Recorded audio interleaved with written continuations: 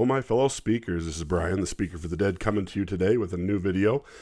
Just wanted to make a quick one today, and basically just give a shout out and a huge thanks to Black Angus Reviews. I want to tell him how much I appreciate what he did last night. For those of you who don't follow Black Angus, and if you don't, you're evil. You're wrong. Do it now. Just kidding. You're not evil, but seriously. He has a great channel, really cool content. He's very level-headed, doesn't just blow off like some YouTube creators do, but he's still very passionate, and that's what I like about him. I really enjoy his live streams.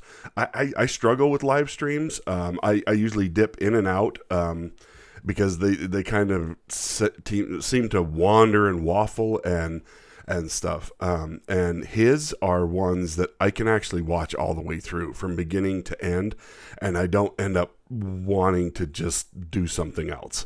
But last night on his live stream, he gave me a huge shout out on the channel, asked people to subscribe to me, and I thought that was way super cool. I had a really good time doing the comments in his live stream, and he's very good about like reading and having like the people who are commenting. He makes sure to make them a part of his live stream. I mean, it's just a fantastic channel. Really go check him out and subscribe.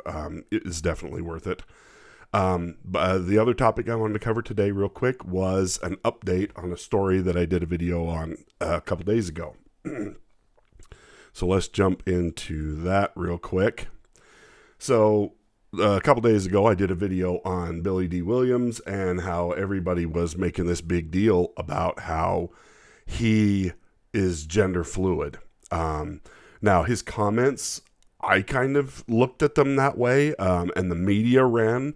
I mean, the media can't wait to tell everybody how somebody they admire is gay, transgendered, or this or that. I mean, they just trip over themselves anytime that comes up. But in a recent interview that he had with The Undefeated, he clarified what he had meant. Now, I had wondered if when he was saying those comments, if it was something somebody told him to say. Like he talked to his kids or his grandkids and went, hey, what's something cool I can say? I thought it might be something like that, but it was something that was even less so. According to Williams, this is what he says. This is what started the whole kerfuffle. He said, and this is the actor, and this is what he said in his Esquire review or interview. And you see, I say himself or herself because I also see myself as feminine as well as masculine. I'm a very soft person and not afraid to show that side of myself. So, and media outlets, so many media outlets, picked up the quote and ran with it. Williams, they reported, is gender fluid. People praised him. Oh, how they praised him. And the thing is that, as it says here, Williams had no idea what that term even meant. So they took something that he said and inferred a meaning for something he doesn't even understand. He's never even heard. He's 82. He's never even heard the term gender fluid. I wish I'd never heard the term gender fluid. So after the interview and everything kind of hit the fan, Williams said, well, first of all, I asked last night, I said, what the hell is gender fluid? It's a whole new term. Williams said in the interview with The Undefeated this week. He was misunderstood, he said. But what I was talking about, men getting in touch with their softer side of themselves. The phrase that was coined by Carl G. Jung, who was a psychiatrist who was a contemporary of Sigmund Freud. And they had split ways because of their different ideas about what do you call it, consciousness, unconsciousness. Anyway, he goes on to talk about how he was referring to psychologically Jung, who was a contemporary of Sigmund Freud, said that people needed their subconscious is divided into two different parts, the male and the female, and you need to understand both parts of those of yourself to really get who you really are. And that he says, so that was what I was referring to. I was talking about men getting in touch with their feminine side of themselves. I was not talking about sex. I wasn't talking about being gay or straight. People should read Jung. I mean, it would be interesting it would be an interesting education for a lot of people. So he was really shocked. He goes on to say, no, I am not gay by any stretch of the imagination. Not that I have anything against gay people, but personally, not gay, he said. And anyway, I encourage you to go read this article. It's actually really interesting. And I mean, I think this is cool that he jumped back up and just said, hey, whoa, hang on. All right, all you crazy nut jobs. I'm not all these things that you're saying that I am. So I thought it was interesting that he walked. Well, they say he walked it back. I don't think he walked anything back. I think he clarified what he meant. I think the media needed to walk back all the inferences that they had made from what he said. So I was actually thrilled by this news.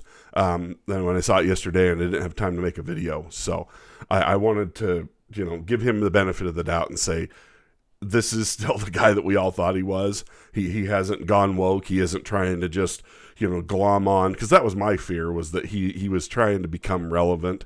And my point in my previous video was, dude, you're already relevant. You're Lando Calrissian.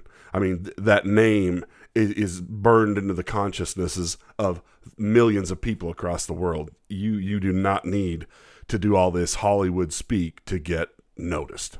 And that was my point. So, and apparently he thinks the exact same thing.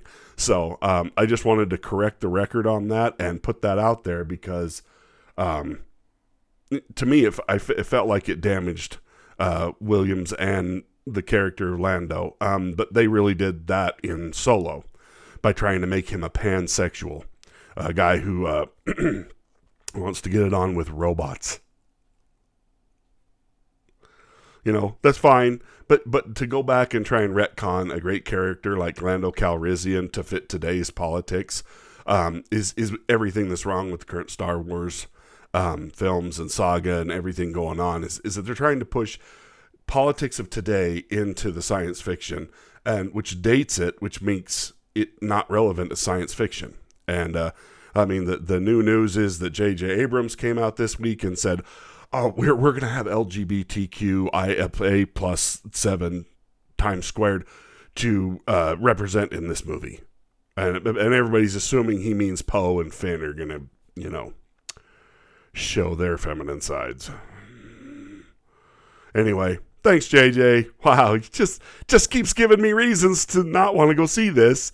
But as I said to somebody who commented on one of my videos today, I'm going to go see it because I basically want to see where this train wreck comes to rest, so that I can actually talk about it, show what went wrong, and why we should not make this popular. That we need to call this out. And in a way, I kind of feel bad because I think a lot of the Phantom Menacers that I've been kind of harping on for being too critical, I think they're right. Every trailer, every one of these little trailers they're dropping now seems to bear out all of the Dagger trailer spot that just dropped a couple of days ago seems to bear out a lot of what Doomcock was reporting as leaks. So, I mean, they go out there and say, oh, these leaks are false. We've never showed this. We've never done that. We've never done this.